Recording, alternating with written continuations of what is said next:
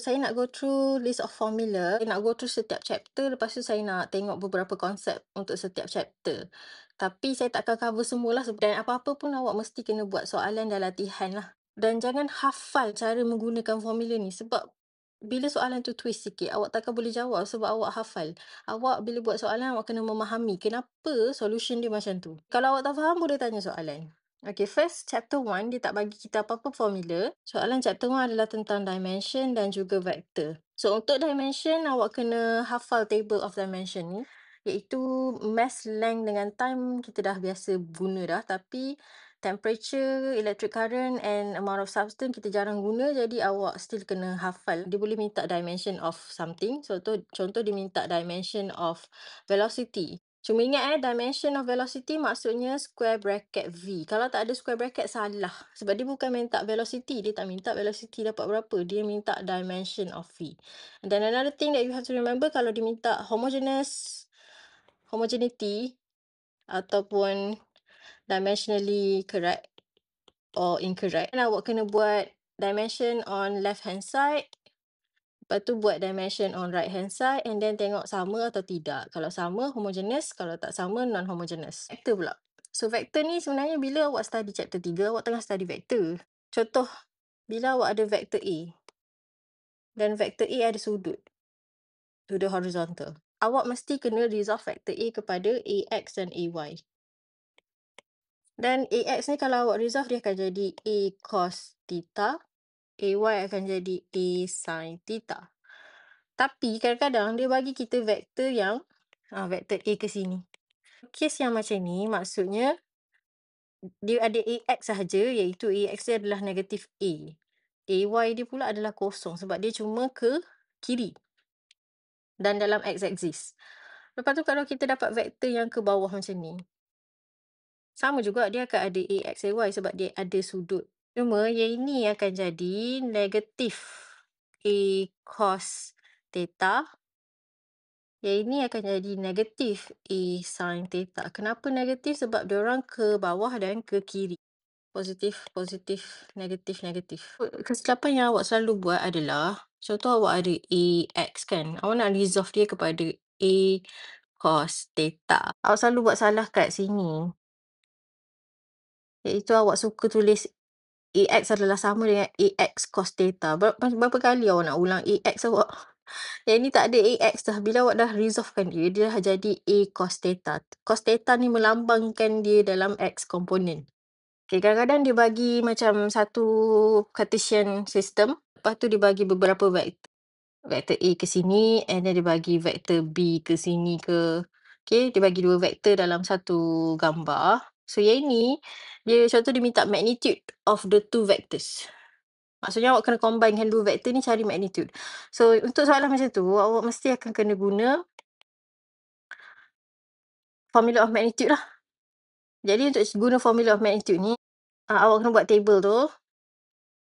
Lepas tu buatlah X component, Y component and then listkan apa AX, BX awak, AY, BY awak. Lepas tu tambahkan, nanti boleh dapat masuk dalam formula magnitude ni. Formula ni tak diberikan, so awak kena ingat lah. Magnitude and direction can be calculated using these two. Sila tulis dulu formula yang ni sebab kadang-kadang dia bagi markah untuk formula ni sebab formula ni dia tak bagi. So apa-apa formula yang dia tak bagi, possible untuk dia bagi markah. Satu lagi benda yang saya nak bagi tahu kat awak adalah magnitude ni maksudnya adalah nilai. So kadang-kadang bila soalan minta magnitude of force, for example, bukanlah dia nak awak guna formula ni. Tak semestinya kena guna square root ni. Sebab magnitude tu maksud dia adalah nilai.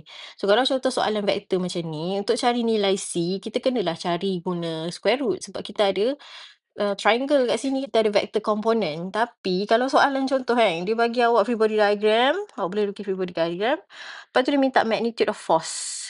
So waktu tu bila dia guna magnitude ni, dia sebenarnya nak nilai force je. Nilai force F yang positif. Jadi awak bolehlah cari dari sum of Fx contohnya, equal to MA, yang dapatkan force daripada sini ke apa. Okay, itu yang dimaksudkan dengan magnitude, nilai. Tak semestinya semua soalan yang minta magnitude tu awak kena guna benda ni. Itu adalah misconception. Magnitude is a value. Yang chapter tu kita ada equation of linear motion. Linear motion ni yang penting adalah awak kena lukis balik timeline. garis masa supaya awak nampak dengan jelas kronologi perjalanan tersebut. Yang ni timeline kita better guna start to finish. Sebelum ni saya guna stop, tapi kadang-kadang bukan semua soalan stop. So, saya rasa better buat start to finish. Lepas tu lukislah apa yang berlaku dekat dalam perjalanan awak ni. And then for projectile motion, setiap kali nak jawab soalan projectile motion, awak mesti pastikan awak keluarkan dulu equation ni. Cara nak keluarkan equation ni saya pun dah buat video, boleh tengok balik kalau tak ingat. Saya rasa untuk projectile motion dengan linear motion ni, apa yang student selalu salah adalah dia tertinggal square ni. Satu lagi, kena fahamilah setiap kes-kes yang berbeza. Kalau awak ada bola yang jatuh dari ketinggian, last-last apa maklumat dekat sini, okay, apa maklumat dekat maximum height. Yang tu kena tengok balik nota yang saya bagi. Saya dah ada buat video cara nak lukis ST, VT dengan AT graph. So, awak boleh tengok balik video tu kalau masih tak reti. Cuma yang ni cara simple nak ingat. Untuk gradient, sekiranya awak ada ST graph, kalau awak kira gradient dia, awak dapat velocity. Kalau untuk VT graph, kalau awak kira gradient dia, awak dapat acceleration. Sebaliknya, kalau awak ada AT graph, lepas tu awak kira area under the graph dia, awak akan dapat change in velocity. Lepas tu kalau untuk velocity, kalau awak kira area under the graph dia, awak akan dapat S. So, itu adalah cara simple nak ingat lah. So, boleh cari V average, average velocity. Average velocity ni adalah change in displacement over change in time. So, S2 tolak S1, T2 tolak T1. Sama juga A average, delta V over delta T. T2 tolak T1, T2 tolak T1. Kadang-kadang ni boleh dapat daripada area under the graph. Tapi kalau awak ada graph S against T, awak boleh baca je nilai ni daripada graph. Chapter 3, kita ada equation of linear momentum. Kita ada equation of impulse. Equation of impulse ada dua. Satu F delta T, satu delta P.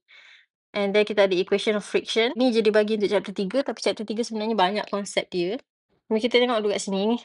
Selalunya saya perasan unit awak salah. So, awak kalau tak ingat unit, awak tengok balik je formula dia. Contoh momentum. Mass kg, V ms -1. Momentum is kg meter per second. J force sekali dengan time. So force is Newton, time is in second. So Newton second. Satu lagi benda yang awak kena ingat adalah awak juga boleh cari impulse daripada area under FT graph. Kalau awak tak ingat benda ni kan, awak cuba tengok balik FT graph. FT graph adalah force against time. So let's say awak ada graph macam ni kan. Awak tak ingat apa yang awak boleh dapat dari graf ni, awak tengok balik, aku ada force against time, kalau aku kalikan force dengan time, aku dapat apa? So, kalau awak tengok formula ni kan, kalau awak kalikan force dengan time, awak dapat impulse. So, sebenarnya dari formula nombor 6 ni pun, awak dah kena nampak dah, J sebenarnya adalah area under the graph for FT graph. Tak payah hafal pun sebenarnya. Dalam formula ni pun dia dah bagi hint dah, FT adalah sama dengan J. Okay, lepas tu, yang ni pun dia tak bagi conservation of momentum. Momentum sebelum sama dengan momentum selepas. Yang ni adalah untuk soalan 2D collision. Saya dah banyak buat video dah. Saya rasa yang penting untuk 2D collision ni adalah awak sentiasa kena resolve. Dia mesti akan ada X komponen dengan Y komponen. Jadi awak mesti kena resolve dulu maklumat yang diberikan. And then nanti untuk buat equation ni pun awak kena buat untuk X komponen dan untuk Y komponen. Untuk chapter 3 ni, apa yang awak kena berhati-hati adalah bila awak melibatkan momentum kan, MV tolak MU ni, awak kena kenal pasti betul-betul mana satu initial, mana satu final. And then lagi satu adalah kalau dia ke kanan atau dia ke atas, dia punya velocity atau U akan jadi positif. Kalau dia ke bawah dan ke kiri, dia punya velocity akan jadi negatif. So, kena tengok sign tu betul-betul. Arah dia ke mana. Sebab ni vektor kan, jadi awak kena perhatikan arah dia juga. Chapter 4, kita tengok dulu equation yang diberikan. First, dia bagi kita equation of work done. Ini adalah equation untuk kira work done bagi satu force je. Contoh, work done by force F, work done by weight, work done by normal, work done by friction. Kalau ada satu force je, awak boleh terus guna Fs cos theta. Jangan guna bentuk ni yang ni adalah dot product. Kita tak guna bentuk ni. Kalau awak guna bentuk ni, nanti awak lupa theta. So, awak kena guna terus dalam bentuk Fs cos theta. And then, theta ni adalah sudut antara force dan juga displacement. So, kena lukis gambar tunjuk arah force dan juga arah S, tengok betul-betul sudut antara force dengan S. Sebab tu semua chapter fizik awak kena lukis gambar, supaya awak nampak dengan jelas apa yang terjadi. Unit dia Newton meter, dapat dah dari situ, ataupun joule. Daripada formula Fs ni juga, F kali dengan S dapat work. Maksudnya kalau awak ada graf F against S, kalau awak cari area yang ada graf dia, awak akan dapat work lah berdasarkan formula ni. Macam biasa saya cakap, awak tak perlu hafal apa sebenarnya, sebab dari formula dah boleh dapat hint dah. Work done is equal to area under Fs graph. For kinetic energy, yang ini yang selalu awak buat kesalahan adalah awak tinggal square. And then formula for gravitational potential energy, saya label selalu sebagai UG, tapi dia sebenarnya adalah U je lah. Kita ada US, elastic potential energy. So yang ini akan ada pada spring yang mempunyai compression atau elongation. Dia kena dimampatkan atau diregangkan baru dia ada US kan. Kalau dia dalam keadaan asal, dia tak ada US sebab dia tak ada X. X ni adalah displacement. And then K ni adalah spring constant, ataupun nama lain spring constant adalah force constant. Lepas tu, daripada equation ni sebenarnya awak boleh dapat satu equation yang tidak diberikan, iaitu Hooke's law. So awak nampak kat sini kx square sama dengan fx. So dari situ keluar F equal to kx, iaitu Hooke's law. Okay, dan F equal to kx ni nanti awak boleh guna dalam chapter SHM juga. Okay, lepas tu kita ada work energy theorem. So work energy theorem ni nanti awak boleh expand jadi half mv squared minus u square. Jangan lupa dia boleh tukar kepada bentuk ni. Lepas tu, ingat delta tu adalah perubahan jadi K final tolak K initial. Okay, lepas tu kita ada average power, iaitu work over time. So kalau awak tak ingat, unit for power, work is in joule, time is in second. So joule per second atau sepatutnya watt lah. And last kali kita ada formula for instantaneous power. Ingat jangan guna bentuk drop product ni, terus guna FV cos theta, and theta is the angle between force and velocity. So kena lukis gambar untuk nampak sudut.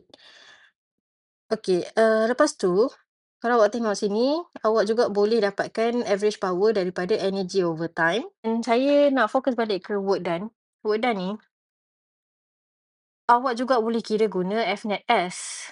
Yang ni awak boleh guna bila soalan minta awak cari total work. Total work done, awak boleh guna Fnet S. Ataupun kadang-kadang, W equal to delta K ni, kalau sistem awak ada banyak force, sebenarnya work done ni awak kena kira guna W net lah sebenarnya. Tapi W net ni, kalau awak tak reti nak kira guna Fnet S, awak boleh je kira work done untuk satu-satu force, lepas tu tambahkan. So work done untuk force F, work done for friction, work done for weight. Kira satu-satu, lepas tu tambahkan untuk dapatkan total work. Boleh juga. Okay, cuma kena hati-hati bab angle lah. Tengok angle betul-betul antara setiap force dan displacement. So yang ni saya ada bincang juga dalam soalan, dalam video. Cuba tengok video tersebut kalau awak masih tak reti kira total work. Okay, last kali kita ada untuk chapter 4, conservation of energy. Energy sebelum sama dengan energy selepas. So untuk selesaikan conservation of energy ni, apa-apa awak kena ada gambar. Kalau dia bagi soalan yang ada ayat je, awak kena lukis balik gambar, gambar sebelum dan selepas. Lepas tu nanti awak tengok sebelum ada tenaga apa, selepas ada tenaga apa. Cuma conservation of energy ni saya nak ingatkan balik, dia adalah untuk kes yang tak ada friction. So kalau soalan tu ada je friction, contoh dia bagi awak inclined plane, and then dia bagi ni kan, semua. Lepas tu dia ada bagi speed ke apa kan. Lepas tu bila dia bagi speed atau ketinggian, awak mulalah rasa kena guna ni. Ada je case yang awak boleh guna ni. Tapi kalau once soalan tu ada mention dia ada friction, awak tak boleh guna conservation of energy sebab bila ada friction, energy is not conserved. Energy akan ada energy loss. Chapter 5 is on circular motion. So awak ada formula centripetal acceleration. And then awak ada formula for centripetal force. Formula ni formula length of arc yang awak boleh guna untuk cari angular displacement. Tapi formula ni sangat jarang digunakan lah. And then kita ada V equal to R omega, iaitu angular velocity. Atau nama lain dia angular frequency. Okay, untuk chapter ni, benda yang penting adalah awak kena tahu lukis FBD. And then kena lukis arah AC.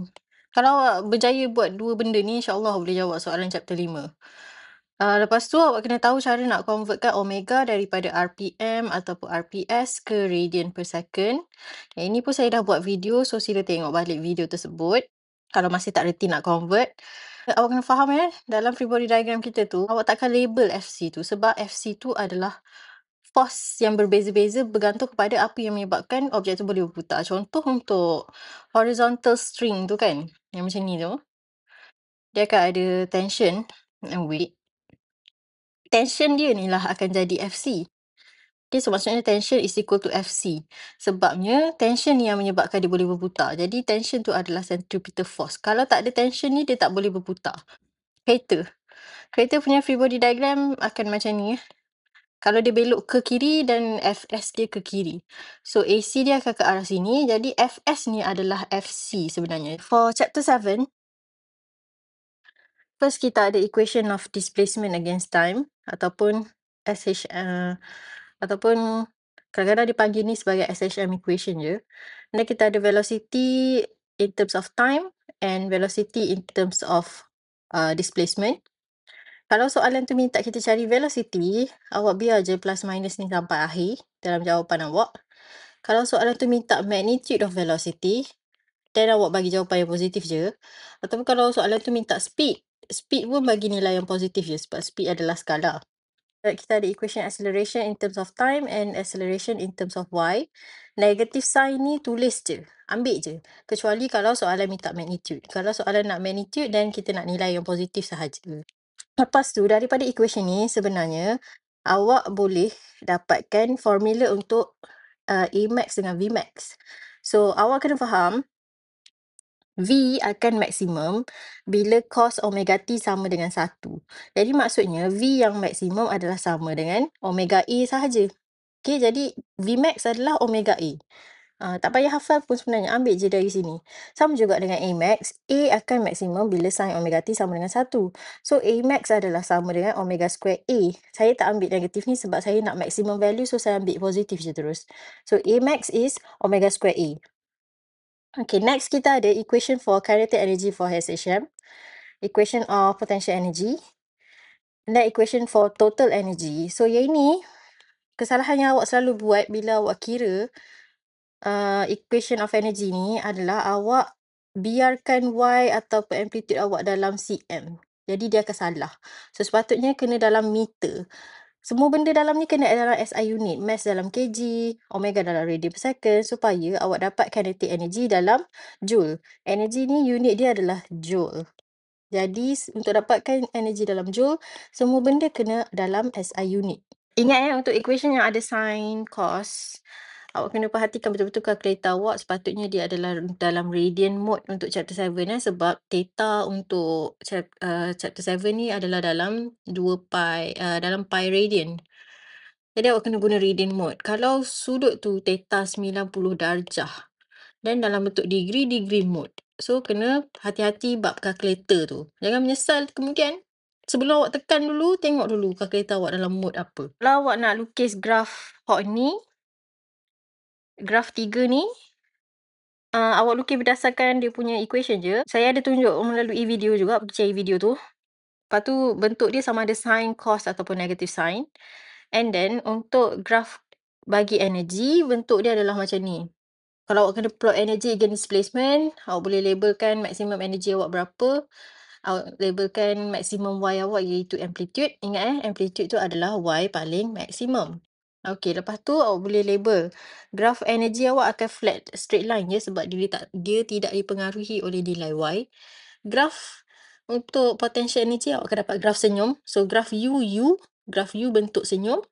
Graf K bentuk masam macam ni. Tapi tak semestinya soalan minta awak lukis tiga-tiga graf tau. Maybe dia minta awak lukis graf U je atau graf K je. Kena baca soalan betul-betul. Dalam equation energy ni, kita ada M omega square. So, M omega square ni sebenarnya adalah K, spring constant ataupun force constant. K adalah sama dengan M omega square. Okay, yang ni dia tak bagi dekat awak. So, awak bolehlah ingat sebagai extra. M omega square ni sebenarnya adalah K. Okay, dalam formula ni selalunya kesalahan yang dibuat adalah macam biasa terlupa square. And unit untuk displacement bukan dalam meter. Salah jadinya. Okay, next. Kita ada equation for angular frequency atau angular velocity. Equation ni boleh guna dekat mana-mana chapter Valid je. Dekat wave boleh, dekat SH6 boleh, dekat circular motion boleh.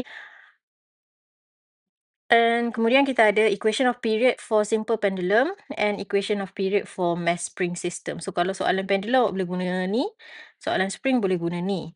Ingat semua mesti dalam SI unit, mass dalam SI unit, K dalam SI unit. K ni kalau dia bagi dalam Newton per centimeter dan awak kena tukar ke Newton per meter. Tak reti tukar boleh tanya saya. Ingat ni adalah period, bukan tension. Kat sini kita boleh juga guna Hooke's law iaitu F equal to Kx. Cuma untuk chapter 7 kita tak guna X. Kita guna huruf Y. So dia akan jadi F equal to Ky. Seterusnya kita tengok formula for wave. So first kita ada formula for wave number. Berapa banyak wavelength dalam 1 meter contohnya. Okay, jadi wave number bukan spring constant tadi benda berbeza. And then lambda ni kalau awak tak ingat unit wave number, awak tengok je sini. So wave number adalah 2 pi bagi lambda, jadi unit dia adalah m-1 je. Lepas tu kita boleh kira wave speed atau nama lain dia wave propagation velocity. Kena hati-hati dengan unit. Pastikan kalau awak nak V dalam meter per second dan lambda awak kena dalam meter. Lepas tu kita ada equation for progressive wave. Progressive wave adalah wave yang awak boleh nampak dia bergerak ke kiri atau ke kanan. So ini adalah amplitude, angular frequency, wave number. Plus minus ni boleh diketahui berdasarkan wave tu bergerak ke mana. Kalau ke kanan negatif, kalau ke kiri positif. Dia melawan hukum alam sikit. And bila awak minta diberikan equation, jangan lupa unit. Okay, lepas tu kita ada particle vibrational velocity sebab particle ke atas wave tu dia akan vibrate ke atas ke bawah. So dia ada Vy. So konsep dia sama je. Kalau awak diminta untuk cari maximum speed for particle velocity, awak ambil A omega je. Kalau awak diminta untuk cari nilai Vy pada masa tertentu dan awak gantikan masa tu dalam ni, cuma nilai ni semua sama je dengan nilai equation asal Ambil je daripada equation asal. Plus minus pun sama. Okay, lepas tu kita ada equation of standing wave. So standing wave yang bentuk macam ni. Okay, kita nampak seolah-olah tidak bergerak. Okay, yang ni, 2A ni adalah amplitude of standing wave. Nama lain standing wave adalah stationary wave. So kalau awak diminta berikan amplitude of standing wave atau stationary wave, dia adalah 2A. Kalau awak diminta untuk berikan amplitude untuk progressive wave, then A sahaja. So ingat amplitude of standing wave 2A, amplitude of progressive wave is A only. Sebab standing wave ni dihasilkan oleh dua progressive wave. Lagi benda penting kat sini equation of standing wave ni kadang-kadang soalan minta cari amplitude at x equal to 2 cm. Dia diminta nak cari y atau amplitude at x equal to 2 cm. Contoh macam ni. Dia bagi x, lepas tu dia minta awak cari displacement. Awak ambil equation asal ni, tapi awak ambil bahagian depan ni sahaja. 2A cos QX sahaja. Sin omega tu tak payah. Ini awak gantikan nilai X tu, tekan calculator, radian mode, dapatlah Y yang kita nak. Okay, ni kita panggil sebagai amplitude formula. Okay, lepas tu kita ada equation for application of standing wave. First, ini, dan ini, semua ni adalah equation untuk string. Kalau awak ada soalan stretch string, semua equation ni awak boleh guna. String dia buat all harmonics, maksudnya N dia boleh 1, 2, 3 and so on. Tambah 1. Cara untuk lukis string, kalau N dia adalah equal to 1, dia dapat satu mata je. Tu. Dia ada none. Lepas tu ni panjang string. Kalau open pipe dia akan buka pipe tu dekat dua-dua belah sisi. So formula untuk open pipe adalah yang ini sahaja. Nak lukis open pipe, kalau N equal to 1, awak akan dapat macam ni. Ada bentuk X. Ataupun awak boleh juga ingat sebagai jam pasir. So N equals to 1, satu jam pasir. And then dia punya ni adalah ana. Dia pun all harmonics maksudnya N dia 1, 2, 3 and so on. Semua nombor boleh. Kemudian kita ada closed pipe. Kalau close pipe, dia akan tutup dekat salah satu sisi, sebelah sini atau sebelah sana tutup, salah satu je. Okey, lepas tu kalau close pipe ni formula dia adalah yang ini sahaja, 4L. Okey, lepas tu cara nak lukis dia kalau N sama dengan 1, awak akan dapat macam ni. Nah je. And then dia buat odd harmonics. So nombor ganja sahaja. Jadi lepas N sama dengan 1, N sama dengan 3, N sama dengan 5, N sama dengan 7, and so on. So kalau N sama dengan 3, dia jadi nana. N sama dengan 5 jadi nanana. Dia repeat. Kadang-kadang awak tak tahu dalam soalan tu, dia bagi satu nilai. Contoh selalu kadang-kadang dia bagi density is something kgm -1. Lepas tu awak tak tahu ni nilai apa. Awak tengoklah unit dia awak. Kgm -1. Kg adalah untuk mass. M adalah untuk length. So, M per L. Jadi, M per L adalah mu. So, kadang-kadang kalau awak tak tahu nilai sesuatu benda tu apa benda, awak tengok unit dia. Lepas tu, kita sebenarnya boleh juga ingat beberapa benda. So, first awak boleh ingat, awak boleh cari fundamental frequency F1. Ni fundamental first harmonic. So, kalau nak cari fundamental frequency F1, boleh guna Fn equal to NF1. Ni kena hafal. Lepas tu, kalau awak diminta cari jarak antara knot ke knot atau knot ke anti-knot, ingat ni satu wavelength. Satu wavelength, dua mata. Ataupun macam ni satu wavelength. So, kalau awak diminta cari jarak knot ke knot, dia adalah separuh wavelength. Kalau awak minta cari knot ke anti-knot, dia adalah 1/4 wavelength. Okay, lepas tu, kalau awak diminta cari wavelength untuk string open pipe, close pipe, awak boleh dapatkan daripada gambar. Contoh awak lukis dulu gambar dia orang. Lepas tu nanti dari gambar ni awak boleh dapatkan, awak comparekan length ni dengan berapa wavelength yang ada dalam ni. Contoh yang ni dalam satu length, kita akan ada 1/4 wavelength atau 1.5 wavelength. Boleh juga dapat wavelength dari sini, dari gambar. Tapi kalau nak cepat, awak boleh je ingat, untuk string atau open pipe, wavelength dia boleh dikira menggunakan 2L bahagi N.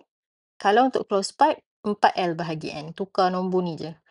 Okay, ni boleh hafal. Okay, last sekali kita ada formula for Doppler effect. So, Doppler effect ingat, FE tu adalah apparent frequency. So, untuk soalan Doppler, apa yang penting adalah awak kena pasti dulu siapa source, siapa observer. And then antara source dengan source ni yang mengeluarkan bunyi, observer yang mendengar bunyi. And then antara source dengan observer, siapa yang bergerak, siapa yang tidak bergerak. Lepas tu, FA ni maksudnya apparent frequency atau observed frequency. Jadi dia adalah frekuensi yang didengar. F sahaja adalah frekuensi sebenar yang dikeluarkan oleh sumber bunyi tersebut. Okay, lepas tu untuk tentukan plus minus sign, awak boleh guna logik, iaitu kalau makin dekat, kalau approaching iaitu makin dekat, frekuensi FA yang lagi tinggi daripada frekuensi sebenar. Kalau dia moving away, maksudnya makin jauh, then frekuensi FA yang awak dengar mestilah lagi rendah lah daripada frekuensi sebenar sebab dia makin jauh. Ataupun awak boleh guna OS method. Negatif OS plus, lepas tu pen awak letakkan yang bergerak, contoh source bergerak, lepas tu kalau source tu dia bergerak mendekati observer ke atau menjauhi observer. Kita ada chapter 8. Okay, first kita chapter 8 ni kita bahagi kepada 3 bahagian. Kita ada stress. So, untuk stress strain yang modulus, awak boleh guna formula ni je. So, ni formula untuk kira stress, strain. Ingat, strain tak ada unit kalau awak tengok dia punya formula. Stress punya unit adalah Newton meter negatif 2 atau Pascal. And then yang modulus sama dengan unit stress. Strain energy, and then strain energy per unit volume. Ingat strain energy per unit volume. Baca soalan betul-betul. Lepas tu unit dia kalau awak tengok dia adalah joule M negatif 3. Sebab bahagi volume. Okay. Kat sini awak selalu buatkan kesalahan dari segi unit. So, cm tak tukar ke meter. Lepas tu awak salah kenal pasti delta L. Delta L ni, kalau awak tak faham bahasa Inggeris, awak baca bahasa Melayu. Delta L ni dia adalah perubahan panjang, change in length. So, awak kena baca dalam soalan sama ada dia ada cakap, kalau meningkat kepada, itu adalah L final. Kalau meningkat sebanyak, increase by, ada perkataan by, ataupun kadang-kadang dia tak guna increase by. Tapi kalau awak baca soalan tu awak faham yang dia meningkat sebanyak, dia adalah delta L, eh. Okey, lepas tu lagi satu kesalahan adalah dari segi pengiraan area.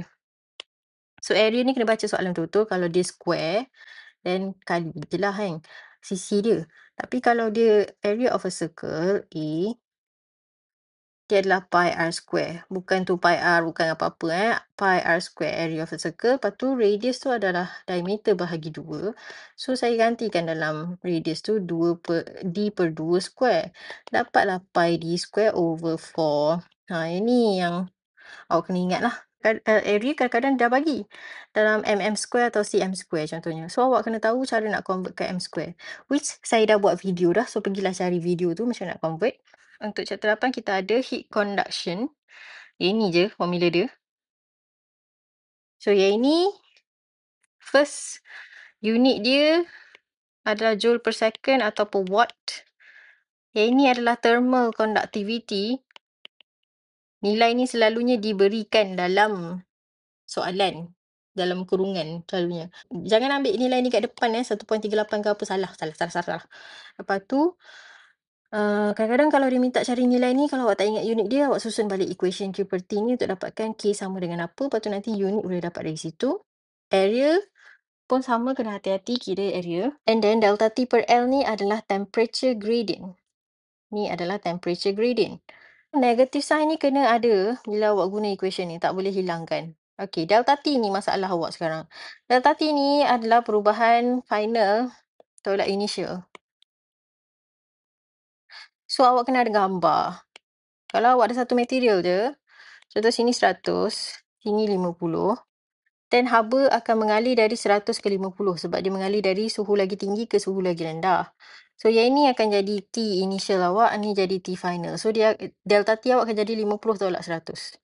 Tapi kalau awak ada dua material, dalam soalan dia cakap ada dua material, brick dengan concrete, copper dengan silver. Then awak kena lukis macam ni. Ada dua material. So dia akan ada contoh sini 100, sini 50. And then dia minta awak cari suhu kat tengah-tengah ni, iaitu T join, T adjoint, T interface. Suka hatilah dia nak bagi nama mana pun. Kita nak cari T kat tengah-tengah ni lah. So awak kena faham kat sini haba mengalir dari suhu lagi tinggi ke suhu lagi rendah. Jadi kalau untuk contoh ni copper, ni silver kan. So kalau delta T untuk copper, dia adalah T tolak 100. Kalau delta T untuk silver, dia adalah 50. 50 tolak T. Tengok betul-betul siapa initial, siapa final. Okay, ni initial, ni final untuk copper. Yang ini initial, ni final untuk silver. Untuk case yang bila ada dua material ni, awak boleh apply konsep steady state. Iaitu Q over T untuk sini sama dengan Q over T untuk sini. Okay, kat sini kan saya just nak ingatkan awak, kadang-kadang awak boleh diminta lukis graph. Graph of temperature against distance. TX, graph TX. Atau TL. So awak pergi buka nota balik, tengok macam mana nak lukis graph. Kalau dia ada penebat, macam mana? Kalau tak ada penebat, macam mana? Kalau dia ada penebat, graf dia awak akan dapat straight line. Kalau dia tak ada penebat, graf dia awak akan dapat melengkung. Seterusnya kita ada formula untuk thermal expansion. So soalan thermal expansion ni awak akan panaskan atau sejukkan sesuatu benda and then dia akan melalui expansion atau compression. Selalunya expansion lah. So yang ini adalah linear expansion. Yang ini adalah coefficient of linear expansion, alpha. And then kita ada area expansion dan dia ada coefficient of area expansion. And then yang ini adalah formula untuk volume expansion. Yang ini adalah coefficient of volume expansion. So yang ini delta. Jadi semua ni adalah perubahan. Perubahan panjang, perubahan area, perubahan volume. Kadang-kadang soalan tak minta perubahan. Dia bukan nak delta L, delta A. Dia nak A final. Apa A final? Apa length final? Apa volume final? So bila awak kena cari final ni, awak kena ubah sikit equation ni. Contoh, asalnya awak ada delta L over L not alpha delta T. Soalan nak L final. Jadi awak tahu delta L ni adalah L final tolak L initial. Atau awak susunlah sikit, ni bawa pergi sana. Lepas tu factorise L naught tu dapatlah L sama dengan L naught 1 tambah alpha delta T. So bolehlah cari L final dari sini. Ataupun awak boleh je cari delta L dulu dapat apa. And then buat L tolak L naught sama dengan delta L. Dapatlah L nanti. Boleh je. So formula ni dia tak bagilah. Tapi awak boleh dapatkan daripada formula asal dia. Okay, next yang ni adalah cara nak cari area expansion, coefficient of area expansion atau volume expansion sekiranya awak diberikan alpha. And last kali adalah kalau awak ada liquid yang melimpah keluar. Awak kena guna ni lah untuk cari liquid yang melimpah keluar. Awak cari delta V untuk liquid. Lepas tu cari delta V untuk container. Lepas tu tolakkan dapatlah berapa banyak liquid yang dah keluar. Okay, chapter 9 last sekali. Okay, untuk chapter 8 ni temperature biar je dalam degree Celsius. Sebabnya dalam chapter 8 ni dia menggunakan delta T je. Delta T ni awak kira dalam Kelvin ke kira dalam degree Celsius ke nilai dia akan sama. So tak payah tukar pun ke Kelvin. Guna je dalam degree Celsius. Kecuali kalau soalan minta temperature in Kelvin, then kau bagilah dalam Kelvin. Chapter terakhir, chapter 9. So untuk chapter 9 ni adalah formula dia. And sebenarnya ada banyak lagi benda awak kena ingat pasal chapter 9 ni. Saya dah bagi nota lah, so silalah baca. Okay, kita tengok dulu formula yang pertama iaitu formula number of mole. So untuk cari number of mole, awak boleh bahagikan mass gas bahagi molar mass atau number of molecules divided by Avogadro. Number of molecule ni bilangan molekul. Bacalah soalan. Kalau nampak macam bilangan molekul, contoh 100 molecules, 100 atoms. Itu adalah N. Lepas tu mass of gas ni mass of gas. So bila awak masuk exam tu kan, awak dah start menjawab tu, tulis siap-siap terus dekat number of mole ni. Ni adalah mass of gas. Supaya awak tak lupa. Okay, ni mass gas. Okay, lepas tu untuk VRMS kita ada 3 formula. Dalam formula VRMS ni, M ni adalah mass of a molecule. Ingat, satu molekul je. Lain daripada mass of gas. Saya tak ada tulis kat sini Tak ada tulis sini, aku tambah. Okay, awak boleh cari mass of gas. Mass of gas sebenarnya adalah mass untuk satu molekul kali dengan berapa banyak molekul. So mass of gas is Nm. Okay. Lepas tu, yang ni molar mass. Temperature untuk chapter 9 mesti dalam Kelvin. Okay, so kena tukar ke Kelvin semua. 273.15. Lepas tu yang ni adalah equation of pressure in terms of V RMS square. Ini Nm ni macam saya cakap lah adalah mass of gas sebenarnya.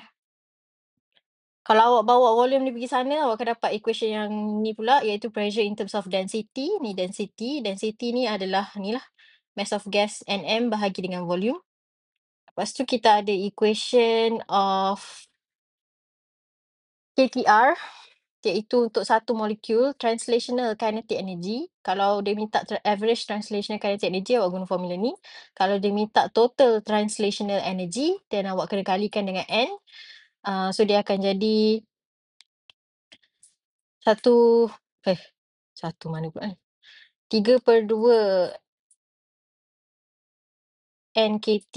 Dan NKT ni awak boleh tukar jadi nRT juga. Sebab PV sama dengan NKT, PV sama dengan nRT. Okay, lepas tu kalau dia minta average molekul je. Average kinetic energy of molecule. Tak ada translational. Then awak kena kira guna formula yang tak diberikan. Iaitu KAV sama dengan F/2 KT. Kalau tak ada perkataan translational, kena kira ni Tapi yang ni untuk satu molekul. Kalau ada banyak molekul, macam biasa kali dengan N. And kita ada formula for internal energy. So F ni adalah degree of freedom. Degree of freedom tu berdasarkan jenis molekul. Kalau mono 3, di 5, poli 6. Mono selalunya group 18 lah. Argon, neon. Diatomic ni macam oxygen gas, O2. Nitrogen gas, N2. Poli ni macam contoh carbon dioxide, CO2. Okay, lepas tu. So actually KAV yang saya cakap tadi tu. KAV adalah F/2 KT. Ini untuk satu molekul. Let's say awak ada banyak molekul, dia minta awak cari total KAV. Dan awak kena kalikan dengan N. So yang ni, actually formula dia sama dengan U. Yang ni actually formula dia sama dengan U. So awak boleh je guna formula U tu untuk cari total KAV. Nak guna untuk cari 1 KAV pun boleh juga, tapi N tu awak kena gantikan 1 lah. Ingat yang ni tak ada mention translational, tak ada cakap translational. Dia cakap kinetic energy je. Okay, lepas tu kita ada first law of thermodynamic. Semua unit dia adalah joule. And then kita ada formula work done for isothermal. Ingat, kalau volume final kat atas, kalau pressure initial kat atas. And then awak kena hati-hati dengan lon ni. Lon ni selalunya ditinggalkan. R ni ambil kat depan je. Lepas tu kita ada formula work done untuk isobaric. Sebab dia ada satu je pressure. And then work done for isochoric akan dapat kosong sebab area under the graph dia kosong. Lepas tu yang ini awak boleh ingat, kalau awak ada isothermal process, contohnya T constant, jadi PV yang bertukar jadi P1V1 equal to P2V2 contohnya.